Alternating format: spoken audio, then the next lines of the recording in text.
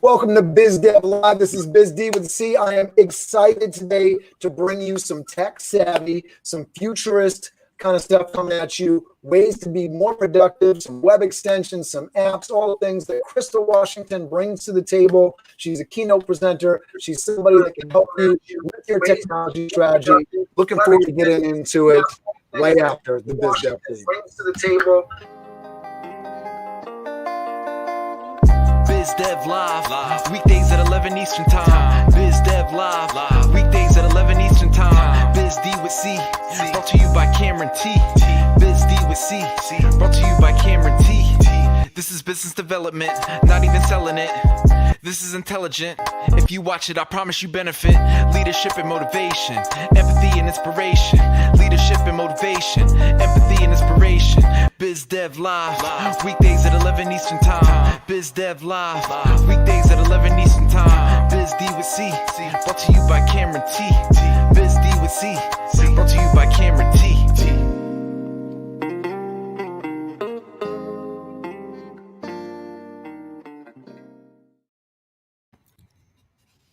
Everyone wants a piece of my guest today. In fact, she was once attacked while riding in a convertible by a bird wanting a piece of her afro for its nest. Technology strategist and futurist Crystal Washington works with organizations that want to leverage technology to increase profits and productivity. Crystal has educated and entertained audiences across the globe. She regularly appears on major networks and in business publications for her expertise. Crystal is the author of the books One Tech Action and The Social Media Why. Outside of technology, Crystal considers herself to be an adventurous travel fanatic. She once followed a random barefooted mountain man with a machete up an active volcano. Hopefully we'll get to hear a little bit more about that. Luckily lives, and she's here with us right now. Please join me in welcoming Crystal Washington. Thank you for having me, Cameron. I'm excited to be here. It's exciting to talk to you. So we spoke, I think, maybe over a month ago. So I've been anticipating this. I've had the pleasure of seeing you live and know how great a speaker you are. So for all my meeting friends and folks that book speakers, I'm excited to be a little window into, because we're always looking for that person that can enhance our event and make people feel like they're getting not only their money's worth, but they're walking away from the table with more than what they came with, right?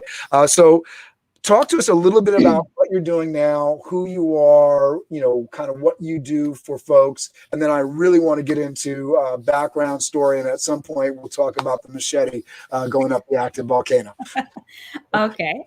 Well, you already did my introduction. I am a technology strategist and a futurist. And what this looks like is I work with organizations that want to leverage technology to increase profits and productivity. And I work with them primarily as a professional keynote speaker, which is very interesting time to be a keynote speaker right now, because I don't know if everyone has noticed, Cameron, but we're not really having too many in-person events, right? So exactly. My life has changed dramatically, as probably a lot of the people that are with us today. So that's, kind of who I am in a nutshell.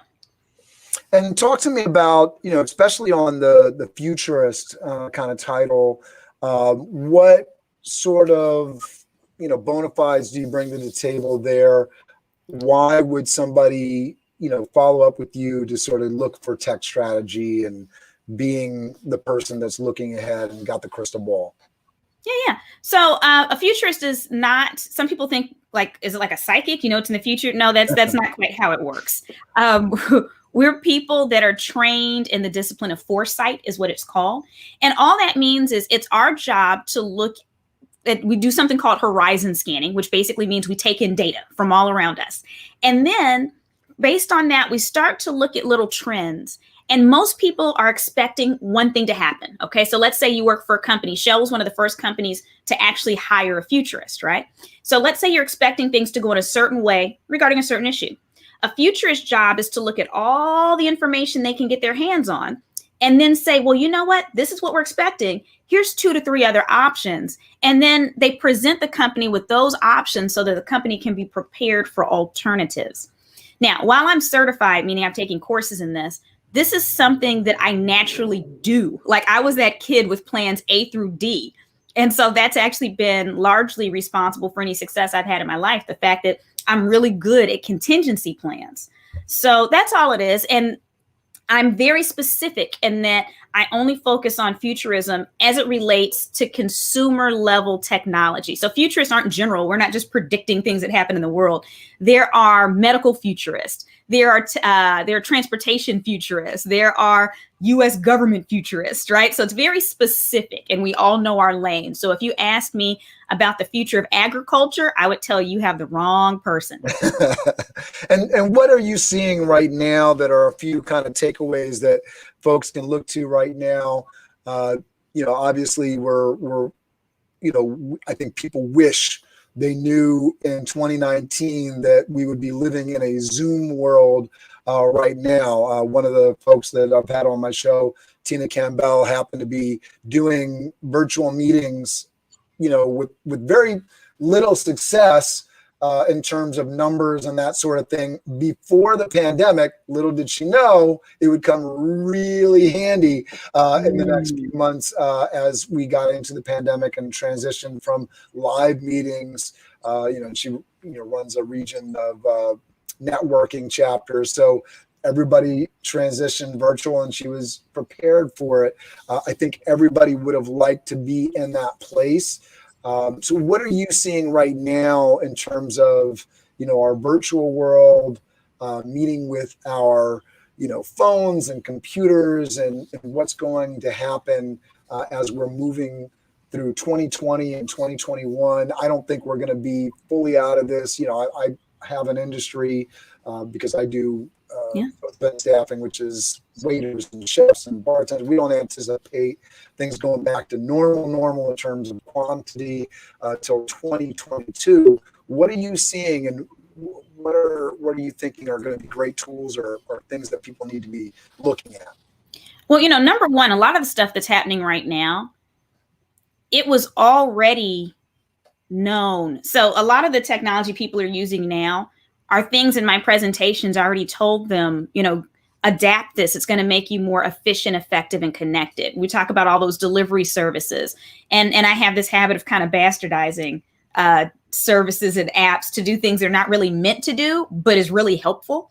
So I have whole presentations on that that are really silly, but people get the point. Talking about Zoom meetings, I've been talking about doing all these things for a while. And what's happening is that our current environment is speeding these things up. Just like I've talked about the fact that, I'll give you an example. We have people that are fighting for 15. You've heard of that, Cameron, the minimum wage, fight for 15. Yes. Okay. So, and for anyone watching us, this is not political. I don't care where you stand on the issue. It doesn't matter where I stand on the issue. What they're doing doesn't matter in the long run. I know that sounds terrible. Here's why. Because we are automating their jobs, and that was already happening. That was already going to start to happen. But now that people are more and more cautious about interacting with other people, now that there's more labor issues with having people in place due to COVID-19, due to certain areas, civil unrest, all these different things, all that's going to happen is it's going to speed up the rate of automation for certain types of jobs.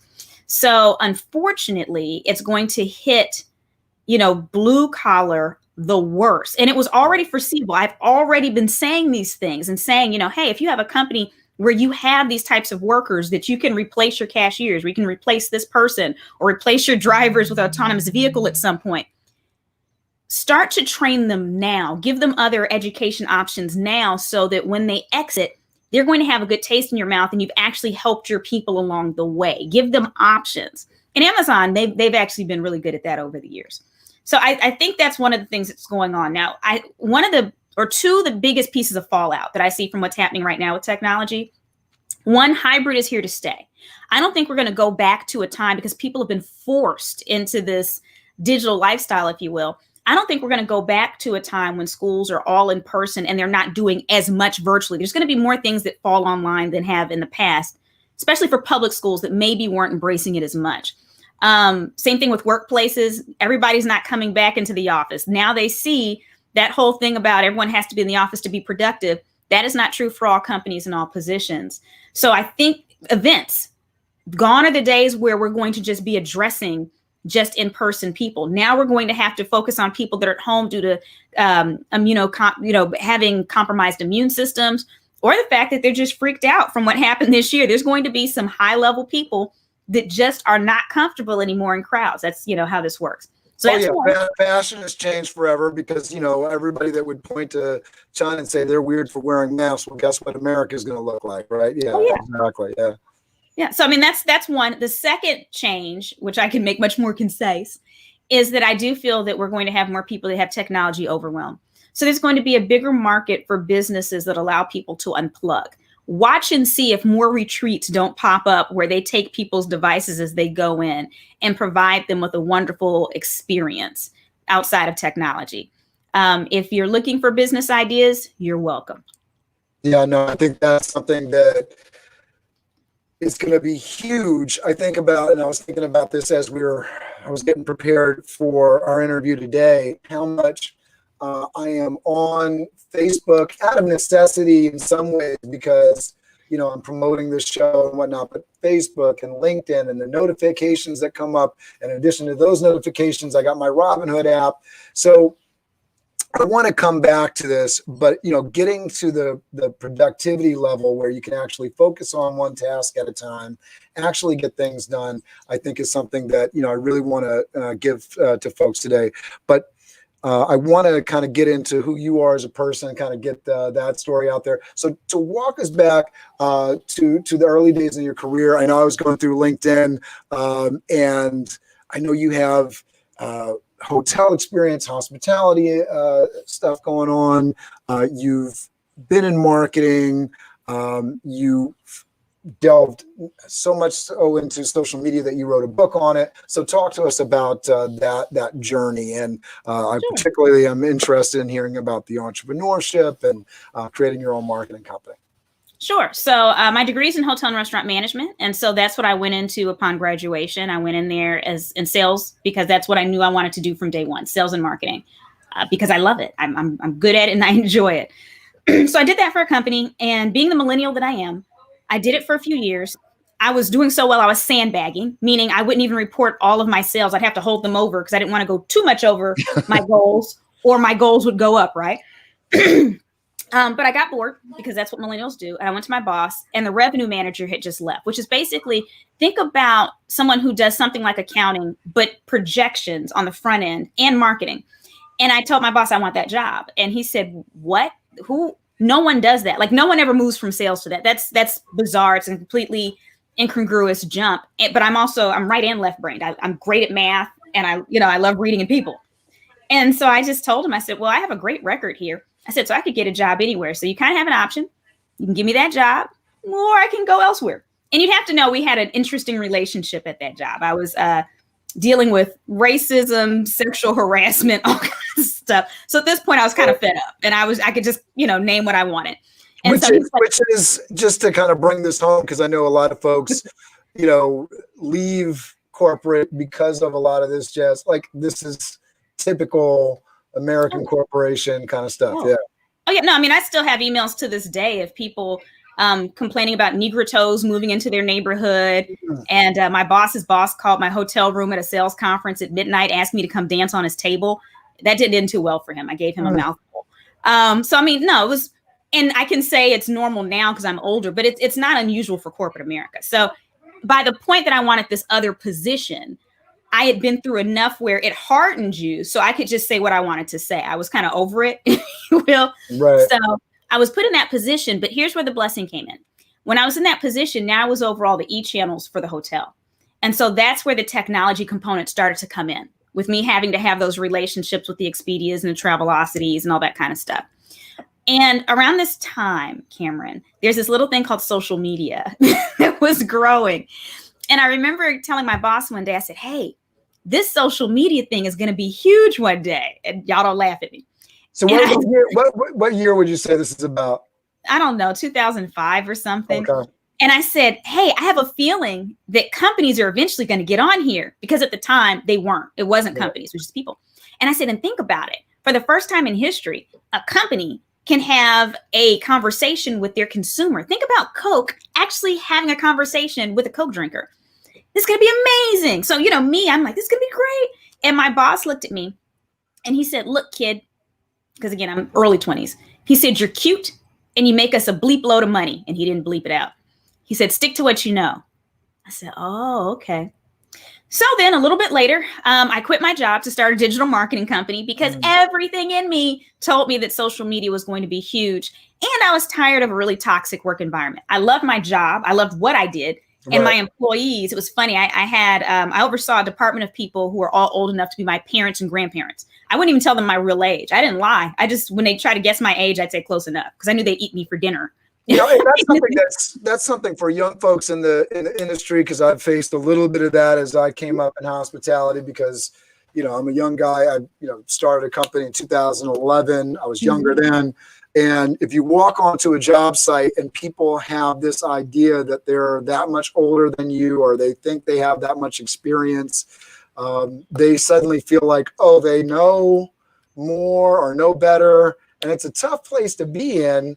And I found, much like you're saying, is you just sort of find ways to put that appearance forward and make it somewhat mysterious so that it's never a question, or at least not something that people are just openly, for example, I learned the lesson. I was capping an event and I walked onto the event naively in sort of my, hip hop fashion apparel of the time before transitioning into my suit and tie for the event. Right.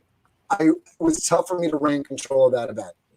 I get it. And I learned, like, don't go in your work clothes and let that be. Well, and I think what helped me was, so first off, I have a baby face too. So, being that I was in my early 20s and I probably look like a teenager. But what has always helped me is that I've always carried myself as someone in their 40s or 50s, even as a kid. And so it was very confusing to my employees, because I remember them asking when they knew me from my other position because I was at the same company. So they knew me from this other position and they liked me because I was someone who was very friendly with all the hotel staff. As a sales manager, oftentimes sales managers kind of segment themselves off because they're kind of the special little ones, right? But I actually made friends with everybody. I thanked them, when we're pushing things through reservations fast, when there's a tight turn for housekeeping, I'd bring them donuts. I'd say, thank you so much. I'd talk to them individually. I knew their stories. I knew who was going to visit their families in Guatemala, which actually created static with some of the other sales managers because they told me I needed to be in my place a little better. Right. So when I came into my new position, the great thing is because of how I treated people beforehand, while I looked young, they already liked me. And again, they couldn't figure out my age because while I had a baby face, my demeanor was very different. But I think the thing that probably helped me the most for anybody that might be in this position of being younger or who have kids in this position is just be good at your job. And I had the loyalty of my employees. I remember one time I was out of work for whatever health reason, and my boss called me and he said, I need you to tell your employees to do this, this, and this. And I said, why don't you tell them? He said, they won't do it because they said Crystal doesn't normally allow it. I said, but you're my boss. And they said, they won't do it unless you tell them to do it. He said, how do you get them to be so loyal to you? Because that's the kind of stuff they would do. And I would say, because I value them. I would ask them for their opinions on things. And whether I always did what they said, they knew that I valued them and I would always take their perspective into consideration. And I think that when you treat people that way, they'll be extremely loyal. So that helped along in that position too. But from there, I didn't plan on us going down this route today, but the value of empathy in leading a company. I mean, this is something that, I think this is the new science. It shouldn't be new information, but this is something that, with profits, if you're treating people well and people are coming up with you, you're going to have a better company. You're going to have better outcomes. I love that piece. Every time. Every single time. Speaking of multitasking, I just thought I'd mention this because I think we live in the new professional age and we're seeing more of each other. So right now, I don't know if you saw me look down. I'm not just doing fun texts with friends. I mentioned to Cameron earlier, I'm tech support for my 9-year-old nephew. So I just sent him a text message to make sure he got into his next class where there's a test. So I'm just throwing that out there. This is our new normal where, Yes. Business and personal, I won't say clash. I mean, they, and I don't think they live harmoniously either. That's just reality, So I just thought I'd throw that out there. If someone saw me just mentioning, this is where we are now. No, I think that's important. It's tough.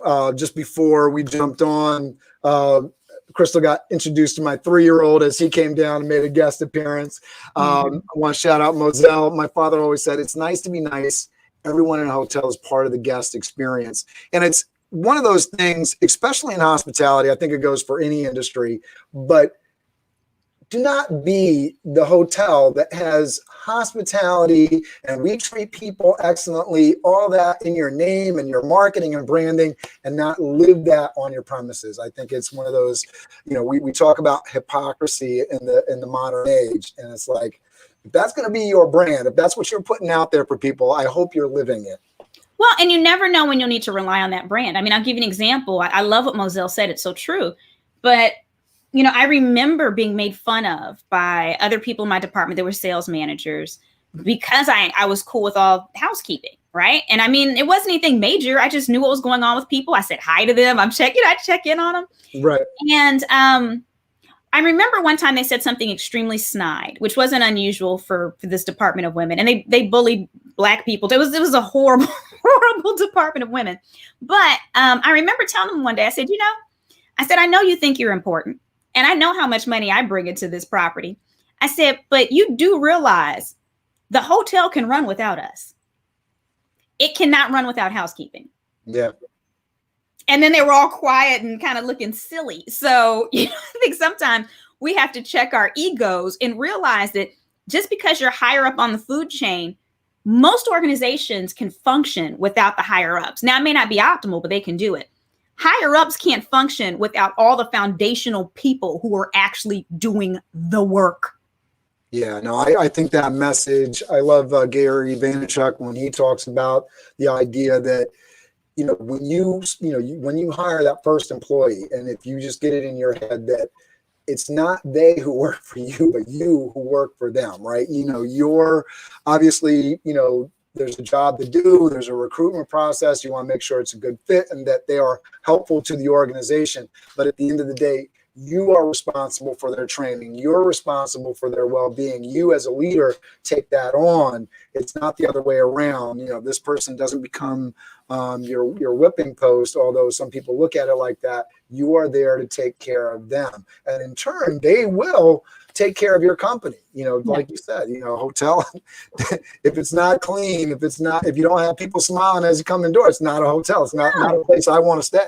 No one's coming to a dirty hotel room with a friendly sales manager in the back office they'll never see. Right. Yeah. Nobody sees that. Nobody sees that end of it. Nobody cares about that end of it while they're staying at the property. All right. So let's talk about as you moved out of corporate and you started this marketing company, talk about how you got launched this off and moved forward. Yeah. So it's so funny. I quit my job October 17th of 2007. The Great Recession happened December of 2007. And so what we're dealing with now, I'm not saying it's the same. It's not the same. But I'm very grateful that I was baptized by fire because I grew a company during a recession.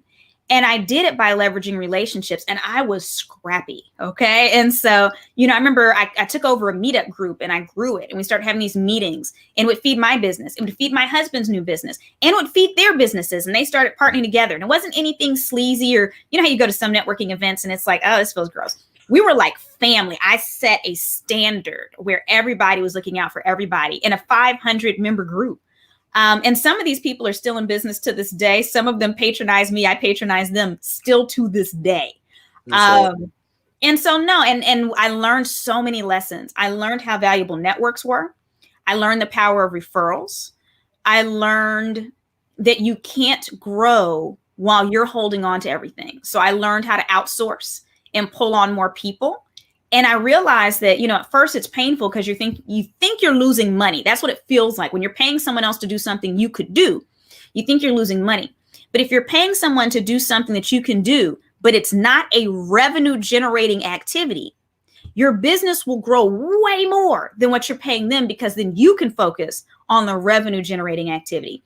Creating invoices or fixing things on the back of your website is not revenue generating. Making sales calls, connecting with past clients, networking with people who can give you referrals, that is revenue increasing. Those are the types of things we want to focus on in business. And it was a lesson for me. It definitely took me a while to get there. But boy, once I got there, it was a blessing. Yeah, no, I love that message because I think I'm always talking about, working in your business instead of on your business conversation. So that idea that the focus on what you do best, and hopefully that what you do best encompasses those revenue generating activities. So how do we get more productive doing the revenue generating and waste less time on stuff that really doesn't impact the revenue side of things? How do we offload these things that we don't necessarily want to do? I know last thing I want to do at the end of the day is revise invoices, email them out, follow up on accounts, create website details, although I find myself doing that sometimes because I don't know if somebody's going to do that better for me, but also letting go of that, right? Being in a position where you can find that trusted partner that you can say, hey, you got this. I trust your artistic thing. Just make sure the words are spelled right and let's go. Right. So, I mean, I do. I mean, that was an interesting journey. And I learned so many lessons then that have helped me with my speaking business now. I learned that all business wasn't good business. And I learned how to filter prospects, whereas before it was this kind of desperate. And I think I'm being fair in that word. You're just trying to grow a business. So you're trying to get every dollar you can, right? But learning how to identify what clients are for you and which ones are not. And learning you can even fire clients too. Now, once you get better at identifying who an ideal client is, you don't have to fire clients. But in the beginning, I didn't know what I was doing. And so I would take on business, and it didn't happen often. It only happened a couple times, from clients who were truly nightmares. FYI, typically nightmare clients are the ones who are paying you the least.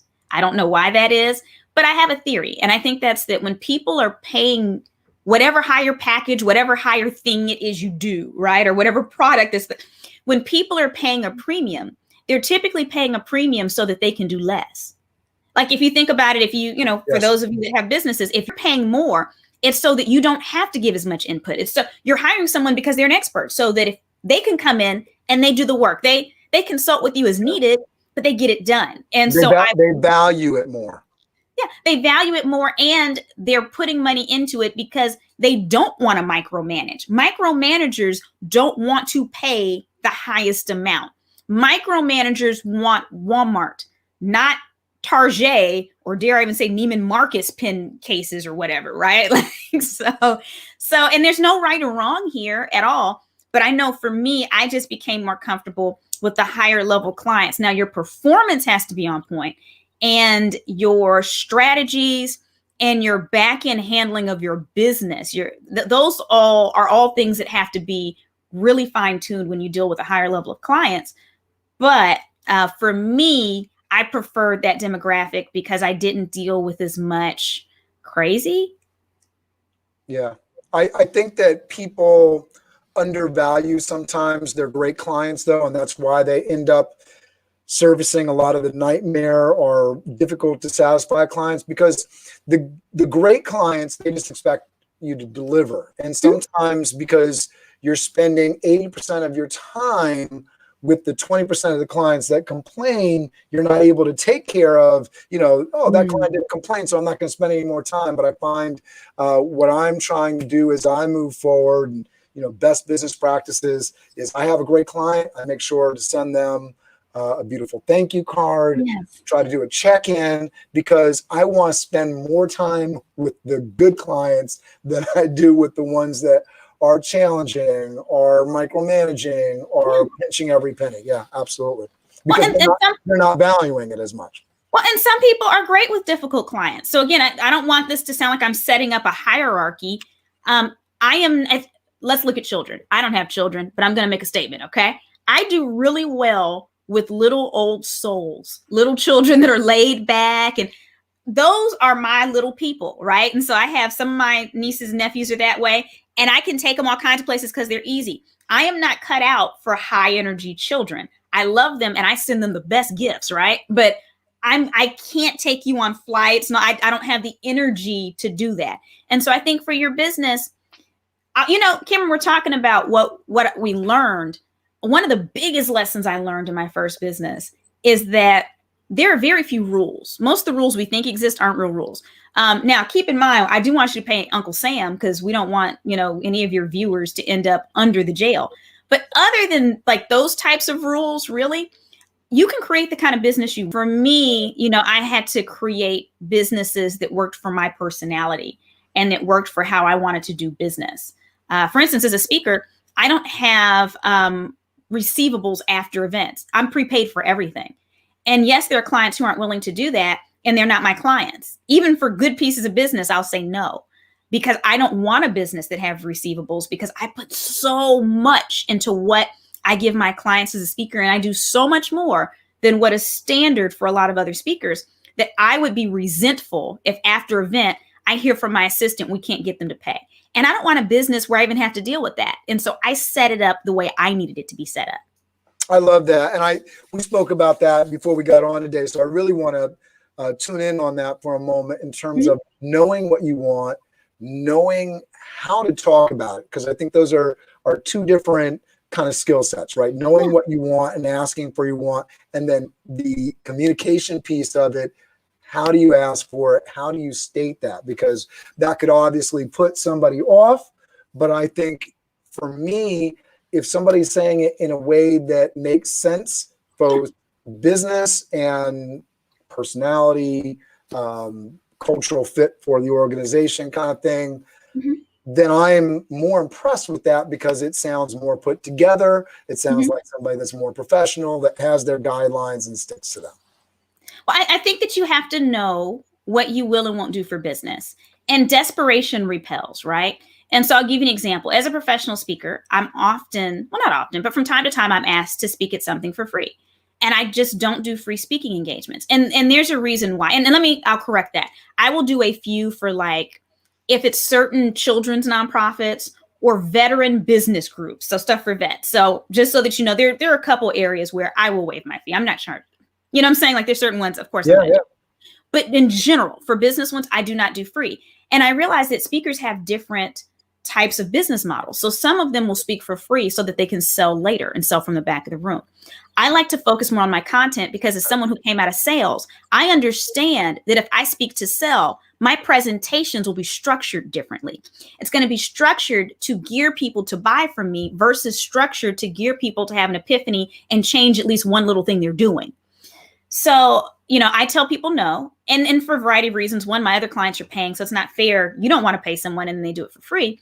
But the way I explain it to people is, one, it's not my business model. But two, I think it's about not making the other group bad, because the opportunity that you're being offered, it may not be meant for you, but it doesn't actually mean that it won't benefit someone else. I know speakers who speak for free all the time who make great money, and it works perfect for the type of business model they have. And so I think you know your value, you set your standards, and understand that every time someone doesn't see you as you want to be seen, doesn't mean they're trying to take advantage of you. They just don't know what your business model is, and their opportunity that may be legitimate for someone else just may not be the best fit for you. And I think just communicating that without emotion and being respectful at the same time. Cameron, can I be really honest with you? Yes, please. I don't really care if people get offended by my response. I know that sounds crazy, but what I mean by that is, if I know my intention is to be kind, right? So my intention in saying no is not to disrespect anyone else, and my responses aren't ugly. So then if they are offended by the responses that I'm crafting, knowing what my intention is and knowing what my thinking is, it's not, because in my mind, I'm not thinking that they're trying to take advantage of me. You see what I'm saying? So there's nothing gross here. Then if the reaction I get is negative, which hasn't happened very often, maybe once or twice, that's on that person. They're projecting their issues. And so I think, one of the things, and I hope I can say this, but especially as women, because we're socialized differently in most societies. We're socialized oftentimes to be nice. And I think that nice is extremely dangerous because nice leaves no room for justice. Nice leaves no room for sticking up for oneself. If you tell someone no, it may not be nice. Like, people may not perceive you as nice, but you can tell someone no and still be perceived as kind. Kind still leaves room for justice and honoring yourself. And so I think, especially as women and sometimes minorities, it's important to draw boundaries and divorce yourself from people's reactions. As long as your response was, it was coming from the right place and it's crafted properly, then other people's issues are not your issues. No, I agree so much. And I find myself counseling folks. I spent the last 24 years doing college and career preparation for young people. So, obviously 50 and probably 50% plus because of the high school in Harlem that I've worked with. Many of the students, I think, have geared, it's sort of trended towards a more female population. And then I'm in the hospitality industry. So lots of waiters, waitresses, bartenders, chefs. And so you see it played out over and over again. The challenge not only between genders, but also with the race component to it, but particularly with females. My own wife is of Mexican descent. So that idea of over apologizing or feeling like you're not worthy, or that, when you're placed next to somebody of a different sex, that it's automatically they're bringing something to the table, or the view from the employer side, because I've had to battle my own prejudices from looking at magazine covers and what society throws at you on TV. So am I making this decision because of the merits on the table, or am I making this decision because of feels, right? That kind of thing. And so often that conversation, especially with women, is like, and part of my, I got somebody across the table that's interviewing me, and I see them over apologizing or not being very confident with the experience that they have. So I just had like a chef in here that was a male. He doesn't have half the experience this lady has, but he came across as 10 times more confident. Why is that? And so I'm telling them, listen, your experience is above par for what you're doing. You should be coming in here on top of the world. You should have the confidence. And I think that's a great message for a lot of folks that are jumping off into the entrepreneur space, have their own businesses. Be confident with what you know. I mean, I think that piece of like staying in your lane, kind of, if I'm a futurist for the tech industry, I shouldn't be, talking about this over here, obviously. But so often that's not even the challenge. It's just like, you've been a waiter for this many years. Own that. You know that. Be confident with it. Well, it's funny you said this. I had a conversation with friends fairly recently where I posted a bunch of articles and studies that shows that men on average overestimate their abilities. And as you can guess, in a mixed group of friends, that went over really well, right? And my whole point is just showcasing the fact that many women, their issue is not a lack of preparedness on their part. It's the fact that they're believing the hype of what they're being sold by their male counterparts. That's not to say that there aren't some amazing men who are highly qualified. So I'm not saying that. But what I'm saying is that oftentimes we're buying into an illusion of confidence that, if we were to really look at the credentials, don't match up. And oftentimes we are just as much, if not more, qualified. And so I think, I spoke at a women's conference a couple weeks ago, and they asked me for parting words. And this was me totally just speaking from the heart, Cameron. It really wasn't about my presentation at this point.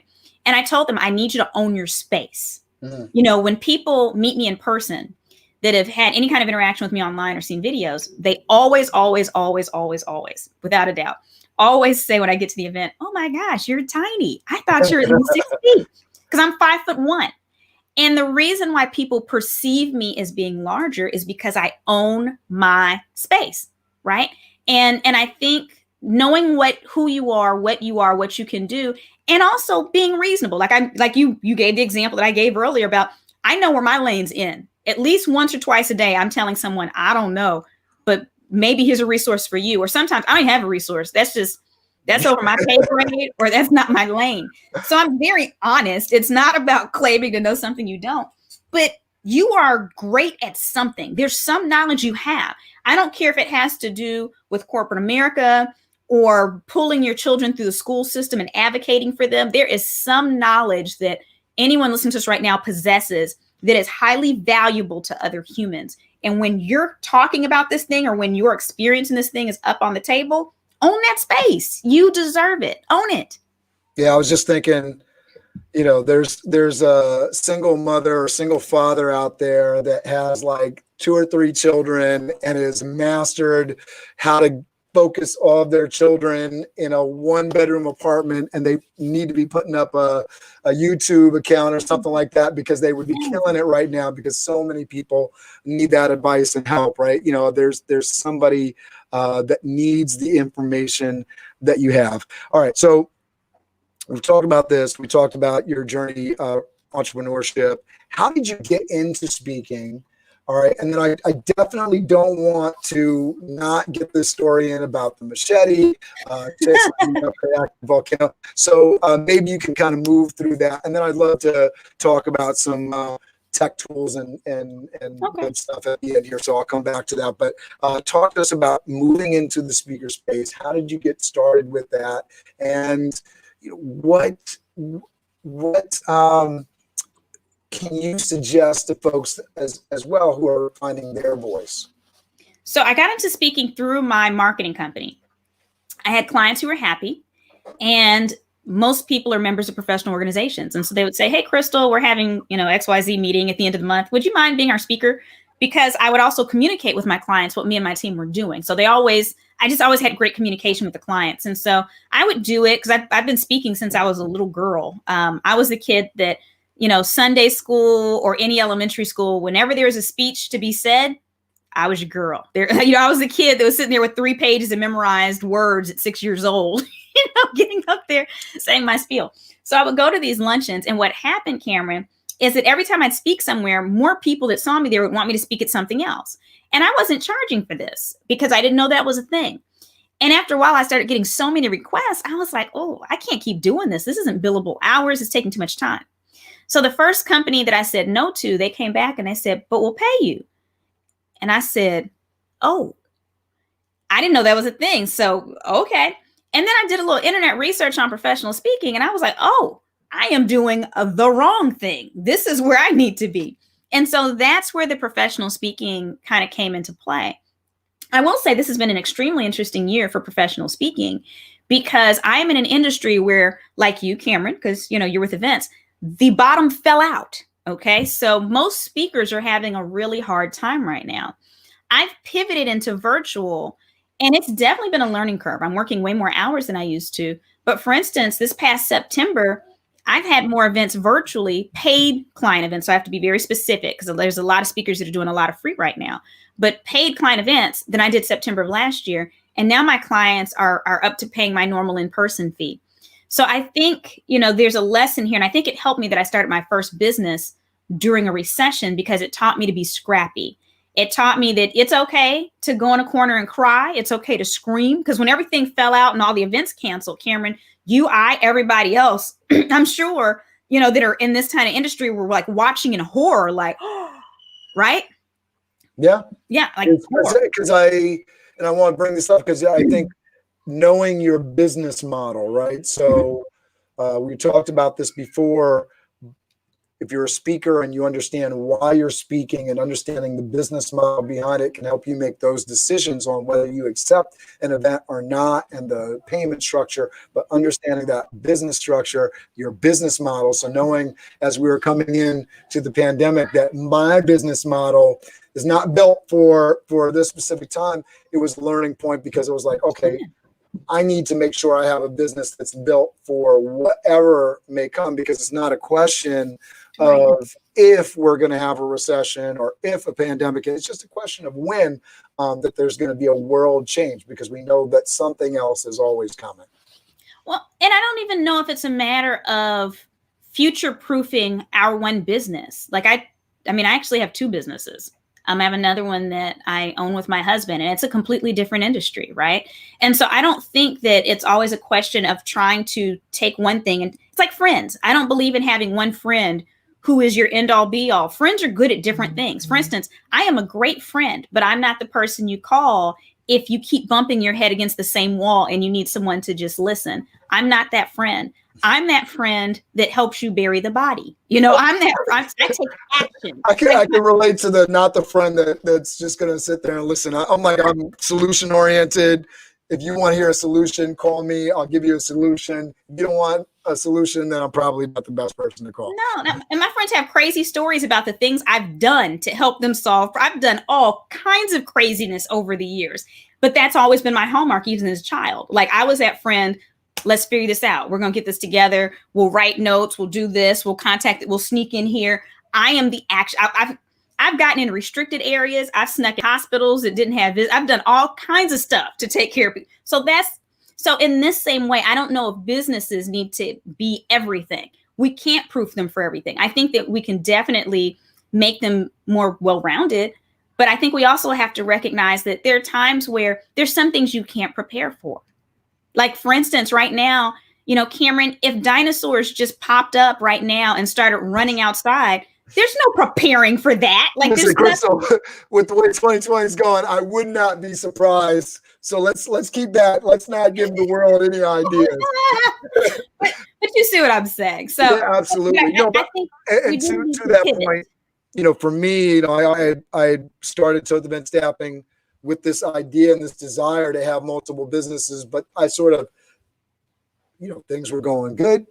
I have 4 children. I'm busy. You say, you know what, maybe I don't need to do this thing over here and do that thing over there.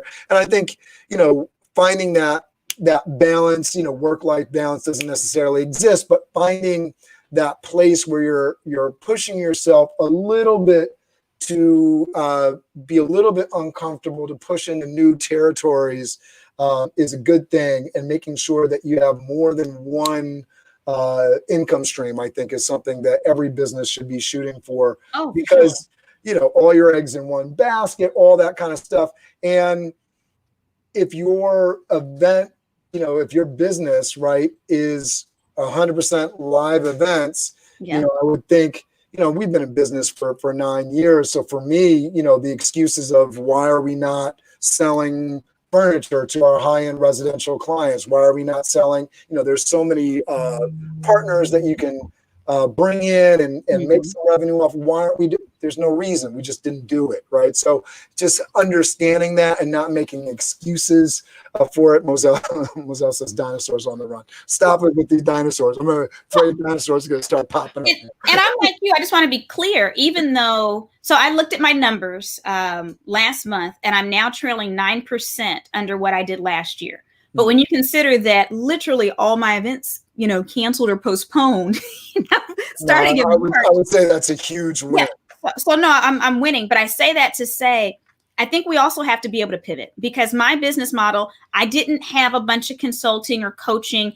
My business, 93% of my business revenue was me popping up on keynote stages in person, 93%. For the most part, the other was like sales that resulted from that. Like people, sometimes my clients would order like 500, 1,000 books, as well as me showing up. So with that having been said, I had to pivot just like everybody else. There was some speakers already have, these virtual offerings. And I had none of that. Okay. But I pivoted. And if I can share something with everyone, I think one of the things that I'm good at that tends to help other people, so maybe this will be a blessing to somebody, is not freaking out when really horrible or crazy things happen. I'm the one who tends to have clarity as I'm looking around and figuring out the action. Because remember, I'm the action person. I'm going to figure this out. And so what happened was in my industry, a lot of speakers, when this all fell apart, first they freaked out, understandably so.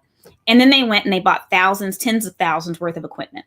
And they started converting their houses into studios and doing all these things. And I'm not knocking on any of that. I think if you can do it, you have the resources and the desire, that is fabulous. A lot of them did not make money off of their investment because they focused on the technology versus the relationships. Again, I'm not saying this with judgment. I'm saying this to share this with everybody. Me, on the other hand, I focused on the relationships. I did minimal technology, even though I'm a technology strategist. So I have enough technology where I can do some really nice webinars in here. I have these crazy backgrounds. My living room, I can set that up as a whole studio. I have like the 5-camera lighting, and I have the, I just lost the word, Cameron, teleprompter, so I have all that if I need it, but nothing's permanent. I knocked down any walls. I didn't invest as much money as others, but based on my numbers I shared, I'm doing really well. Really, I don't know too many speakers that are doing as well as I am. So I think the lesson I would share is that have your freak out moment if you need to, or cry. I did that. It really wasn't over business. It was just over all the other stuff that was happening around me and people getting sick and stuff. So that was emotional. There's been a lot this year. Yeah. But once you come out of it, don't panic. Panic, it makes us rely on our what is it? Is it the amygdala? The part of the brain that's kind of, it's not helping you any, right? So if you can just be present and look around and be strategic. So for me, it was like, well, what can I create that's going to look polished and beautiful and different than what anyone else is? But it's not going to require me to use so much technology that the technology will become a problem. Because Cameron is someone who is in the events business. The more technology you connect, the better chances of one of those things connected failing, right? And I couldn't afford that in a virtual environment. You can't, your internet cannot go down. Your stuff cannot not work. It needs to work. So I would just encourage anybody that's still trying to find their footing, make sure you're not in the panic phase, and then just start to look around and observe. Answers are always around us if we can quiet ourselves. And even my first business where I was being scrappy, that's what happened for that one too, the marketing business. It was really me just observing what was going on in the midst of this recession and seeing where small businesses needed support. And then bringing them a networking group that provided the type of support they needed, an ongoing family. And then that fed my business and my husband's business and their businesses. So everyone won. So what's the business? I'm really curious. What's the business you run with your husband? Oh, I don't talk about that one. It's a side business. Oh, it's a secret. All right. It's nothing major. Like if I actually said it, people would be like, oh, that's not exciting at all. But it just has nothing to do with my speaking. But that's the point. That's fine. I think one of the things that's exciting or interesting to me is that, we all are multifaceted. Mm-hmm. I think that, for each of us, and for good reason, I've put, in some of my email signatures, like the many things that I do, and it's just too much for anybody to look at, and nobody wants to see all that mess. You want to be focused. You want to, fall into your niche. I mean, I think in terms of like tech strategy, right, with email and whatnot, that follows into that path where you want to make sure that your messaging is concise. Nobody wants to read all that. Nobody wants to deal with that. But I think it's really interesting because there's a lot more value typically, whether you have somebody working with you, whether you're partnered up with somebody, your vendor, and knowing some of those details. So when you talk about networking and marketing, really getting to understand like all the different things that somebody that you're meeting does or has done is really valuable, because there's advice and connections and a whole lot of synergy that you may not have realized is there just from reading the title on the business card. There's people underneath those titles, and people that can really, there may be things that you can help them with. There may be things that they can help you with. There's a lot of ability for connection. And I think in terms of business development, building your business, being somebody of value inside of your corporation, that is always something that is really important to take away. Going back to that, hospitality, person who's cleaning the hotel room, dishwasher thing. One of the sort of secrets to my success all along is I've always dug in. I didn't know Spanish. Public school sort of failed me. I had 4 years of Spanish in school, but it didn't really work out. But I got into the kitchen and I started picking up Spanish. Ended up, my wife, is Mexican, so I've really picked it up over the last 16 years of marriage. But getting in there and having those conversations and seeing people as people that aren't just whatever their title or position is something I find really helpful in everyday business. And I love that aspect of your story. Talk to us about this whole machete adventure. I want to get that in here, and then maybe we'll spend the last few minutes talking about what you see as some tech tools that people can check out. So talk to me about this active volcano. So I'll share this. I'm insane. And and I have a travel addiction. And so, typically I'll go to anywhere from 5 to 10 countries outside of business just for fun every year. Obviously, that is not my story this year. So on this one particular trip, I was in the Caribbean, and it was for one of my husband's friends' weddings. the guys had gotten together and they decided, that they were going to go climb this active volcano, and the women had gotten together and they decided, and this was like a couple days before the wedding, they were going to go to a spa. And as I'm listening to this over dinner, I'm like, spa, that sounds stupid. And so I turned to the guys and I was like, hey, can I come with you? And they said, sure. So there's like one or two other very largely built women that came with us as well. And we're getting in the van, headed up to the starting point of this volcano. So you're going up a mountain, it's in the rainforest. And our driver said, is your guide going to meet us at the top? And the groomsmen said, no, there's no guide. And the driver said, well, there has to be a guide. People die on this thing. And the groomsman said, no, my uncle lives here and he told me the way. So I look at my husband and I'm like, what? So, and the groom's like, no, we don't need a guide. So we're going up this, it was probably about a 40-minute drive. And the driver keeps trying to convince us we need a guide. And the groom keeps saying we don't need a guide.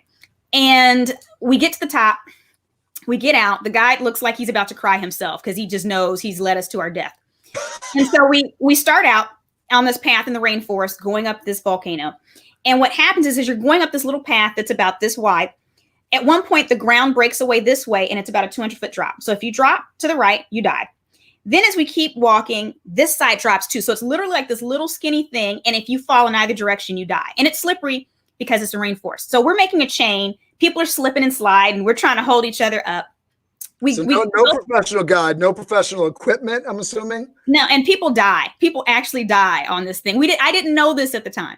So we get through, and I'm making this as short as possible. So we hike for about 45 minutes. We stop. Finally, the ground comes back. We can sit down for a minute, and we're breathing, thinking about our life decisions that led us to this point, except for the groom, who's excited. All of a sudden, the area we just came from, there's like trees, rainforest, and it parts. So something big is coming. I don't know how to explain this to you, Cameron, but immediately I felt relief. All the guys jumped up like they were going to do something. I don't know what they thought they were going to do.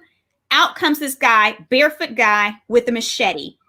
And he says, hey, I ran into a driver who said there's some crazy Americans who are about to die. And so the groom is like, well, we don't need you. And I said, bump him. We need you. I said, but I don't have any money on me because we're in the rainforest, but I have a bunch of granola bars and water. And Mountain Man barefoot dude was like, that will work. And another guy had sandwiches. So we paid him in granola and sandwiches to lead us up that volcano and not die. That is amazing. I hope you guys got some good pictures from that. We did. Oh, good. That's awesome. That's awesome. All right. So let's talk some tech tools. What are some things that would help people out? I don't know if this I'm stealing any thunder here, but I know getting into the pandemic with schedules changing and everything, we set this up via Calendly. That was been a huge thing. I didn't really have a need for it beforehand. I probably won't live without it going forward. Calendly is a way to set up appointments. When somebody sets an appointment, it blocks that time on the calendar. I have set times for there, and then not only will it book something in, but it won't give that option if I book something else on my calendar. So as long as I keep things on my calendar, I don't run into double commitment craziness, right? Double booking myself for stuff I can't do and letting people down and all that good stuff. So it's been big. So talk to me about some tech tools that you're using and things that you would recommend that folks kind of check out. I'm going to do something that you're not expecting me to do, Cameron. I actually do not want to recommend tech tools. If I can rephrase it, I want to recommend a tech strategy for everybody, because right now everyone's trying to figure out what's the magic piece of technology that will help them. For most people, we actually need to use less technology. So we need to streamline. So if for instance, if you notice that trying to keep up with your husband's calendar, your kids' school stuff, it's getting crazy, then you get one Google Calendar and share a family calendar or share all your stuff to one calendar. Streamlining is the name of the game. Pick up your mobile device. Don't y'all judge me for having multiple. Any app that is not adding, that does not make you smile, go ahead and delete it. If it's not adding to your life, or if it's taking away time, if you're still addicted to Candy Crush, whatever, delete those bad boys. So I want everybody to slim their use of technology to the barest possible. So that for a lot of people, that's going to be a Google Calendar. For some of you, if you're sharing multiple things, maybe this kid's school schedules are crazy, you're trying to cross-pollinate, and Evernote might be a great way to store everyone's stuff, or OneNote, depending on if you're a Microsoft user or not. And let me just interrupt you because I think it's finding the thing that works for you, right? Because I downloaded Evernote. I've tried to use it. It just has not worked for me. Either I need a training on it or I need to give it up. Well, and I think what it is Evernote and OneNote are both extremely powerful. I know how to use both of them. It's not the interesting thing about those technologies. It's not that you need someone to walk you through it. It's that you need to have a very obvious use for them. Because if you have an obvious use for those two, it's extremely helpful. But if you're using it just because people are saying it's helpful, it's actually not. Does that make sense? So if there's a gap, so what's a specific use you would say that is really good for Evernote that you would kind of use it on a daily or weekly basis? So I keep my to-do lists in there. That's one thing. And there's apps that do that. But again, I want to keep everything in one place. If there's any information, like any type of manual for anything in my house, I go ahead and save that PDF or scan it. That's in a folder. If there's things I need to follow up with certain family members or family events or whatever, there's a folder for that. If there's useful information for certain types of keynotes, like my real estate keynotes, I have a folder for that. So anytime I see something online, that screenshot goes in there. Anytime I'm walking around and I see a poster that gives me an idea, I take a picture of it and I put it in there, or I put a voice note and it goes into there. So you have to have a very specific use for it. But if you do, and you know exactly what challenge you're having that can fix, they're useful. But if you don't have a need, don't adapt them or don't adopt them because other people say they're good.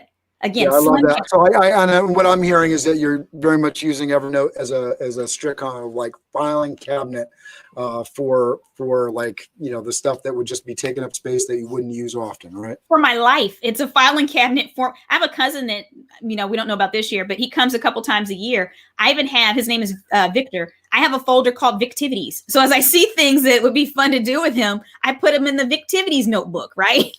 So again, if there's a use it. But I just want to encourage everybody, don't add. Don't just add, because what happens if you're not using it effectively, you carry guilt around not using it effectively. And every time you see it, you're like, I got to use that. Don't add. You don't need anything else on. You're dealing with enough right now. Only use what's going to make you more efficient, effective, and connected. That's all you need. I love that. I love that so much. All right. Thank you so much for doing this with me, Crystal. I'm going to let you have the final word here. Please let folks know how they can connect with you. Who are folks that you would love to connect with? And what kind of people are you looking to connect with? Okay. Well, you can find all my information, how to connect with me at crystalwashington.com. That's on my social media links and everything. I'm happy to connect with anyone that is interested in leveraging technology to be more efficient, effective, and connected. Obviously, I am a professional speaker, so I am always looking for paid professional speaking activities. And I guarantee my virtual events are some of the most fun virtual events you'll ever attend. That's the one thing I keep getting feedback from my clients, that I'm the most interactive session they're having at their events. So if anyone knows of a conference you think I'd be a good fit for, I would love the opportunity to add some value. And I'll just chime in here. She's awesome. I've seen her speak, and I think it's one thing when somebody recommends somebody and, Crystal, I've seen you speak, and I was so excited to have you on today because I know how powerful of a presenter you are. Thank you so much for doing this with me today. I'm going to let you say goodbye to everybody, and then I'll play us out on the Biz Dev. Goodbye, everybody. Y'all be blessed, and I'm wishing you much success. I hope that this year, as crazy as it is, my prayer is that it is setting you up for something greater than you would have had without our challenges. Biz Dev Live, weekdays at 11 Eastern Time. Biz Dev Live, weekdays at 11 Eastern Time. Biz D with C, brought to you by Cameron T. Biz D with C, brought to you by Cameron T. This is business development, not even selling it. This is intelligent. If you watch it, I promise you benefit. Leadership and motivation, empathy and inspiration. Leadership and motivation, empathy and inspiration. Biz Dev Live, weekdays at 11 Eastern Time. Biz Dev Live, weekdays at 11 Eastern Time. Biz D with C, brought to you by Cameron T. Biz D with C, brought to you by Cameron T.